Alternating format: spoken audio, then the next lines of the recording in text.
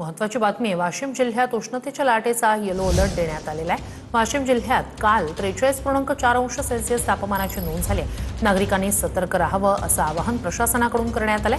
उष्माघाताची लक्षणं जाणवल्यास तात्काळ डॉक्टरांचा सल्ला घ्यावा असं आवाहन करण्यात आलंय। 14 मे पर्यंत उष्णतेचा येलो अलर्ट जारी करण्यात आलाय। भारतीय हवामान खात्याने जर बघितलं तर वाशिम जिल्ह्याला येलो अलर्ट जारी केला आहे। 12 ते 14 दरम्यान उष्ण लाटेची शक्यता वर्तवण्यात आली आहे। आपण बघू शकतो सध्या जर बघितलं वाशिम जिल्हा जर बघितलं तीव्र उकड्यानं जाणवत असलेल्या नागरिकांना प्रखर उन्हात सामना करावा लागत आहे। काल जर बघितलं तर जिल्ह्यात 43.4 अंशापर्यंत तापमानाची नोंद झाली होती। वाढत्या तापमानात दुपारच्या वेळेत रस्त्यावर सुखसुखाट पाहायला मिळते।